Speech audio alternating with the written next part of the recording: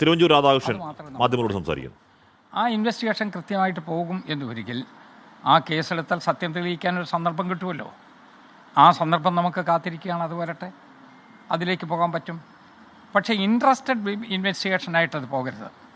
Party താല്പര്യങ്ങൾ പരിഗണിച്ച് ആ താല്പര്യങ്ങൾ പരിരക്ഷിക്കുന്നതിന് വേണ്ടി മാത്രമുള്ള ഒരു ഇൻവെസ്റ്റിഗേഷനായിട്ട് പോകരുത്.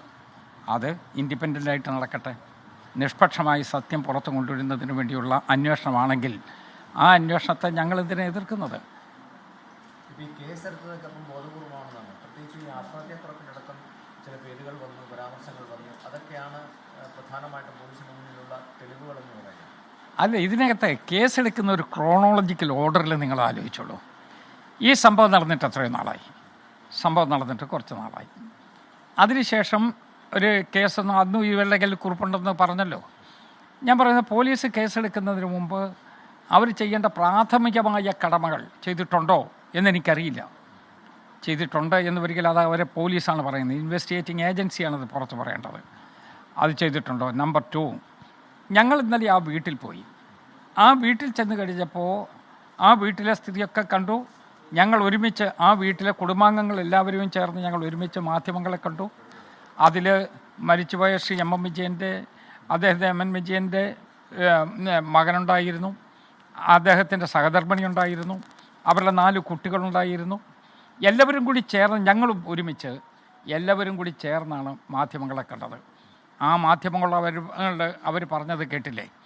അവിടെയാണ് ഇതിനൊരു ടേണിംഗ് പോയിൻ്റ് ഉണ്ടാക്കാൻ വേണ്ടി ഇൻവെസ്റ്റിഗേറ്റിംഗ് ഏജൻസി കൂടി ശ്രമിക്കുന്നത് എന്നെനിക്ക് തോന്നലുണ്ടായി. കാരണം ഇതുവരെ ഒന്നും എടുത്തില്ലല്ലോ. ഇന്നലെ അവരും കൂടെ ചേർന്ന് ഞങ്ങൾ ഒരുമിച്ച് നിന്ന് മാധ്യമങ്ങളെ കണ്ടു കഴിഞ്ഞപ്പോൾ അതിനൊരു പുത്തൻ ടേൺ ഉണ്ടാക്കുന്നതിന് വേണ്ടിയാണോ എന്നുള്ള സ്വാഭാവികമായ ഒരു നിഷ്പക്ഷമതിയായിട്ടുള്ള ഒരു വ്യക്തിയുടെ സംശയം ഉണ്ടാകും. മാത്രമല്ല അതിനകത്തൊരു അഗ്ലി ഹേസ്റ്റിനെസ് കാണിച്ചു എന്നൊരു തോന്നലും ബഹുജനങ്ങൾക്കുണ്ട്. അപ്പോൾ അതെല്ലാം പുറത്തു വരട്ടെ, ഒരു ദിവസം കൊണ്ട് വരില്ലല്ലോ. മാത്രമല്ല ഇതിനെല്ലാം നീതിന്യായ കോടതിയുടെ കീഴിലല്ല നമ്മൾ നിൽക്കുന്നത്.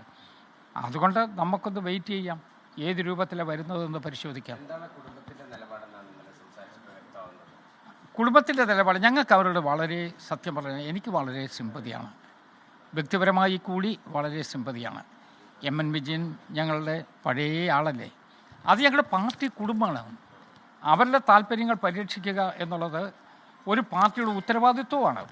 ഞങ്ങളുടെ പാർട്ടി കുടുംബം എന്നുള്ള നിലയിൽ അവരോടുള്ള ഉത്തരവാദിത്വം ഞങ്ങൾക്കുണ്ട്.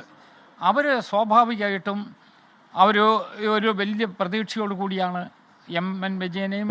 ആത്മഹത്യാ കേസിൽ പ്രതി ചേർത്ത ഒരു അഗ്ലി ഹേസ്റ്റ് അതിലുണ്ട് എന്നാരോപിക്കുകയാണ് തിരുവഞ്ചൂർ രാധാകൃഷ്ണൻ. ഇന്നലെ KPSC ഉപസമിതിയുടെ നേതൃത്വത്തിൽ അവരെ വീട്ടിൽ പോവുകയും ആ കുടുംബാംഗങ്ങളുമായി സംസാരിക്കുകയും ചെയ്തിരുന്നു.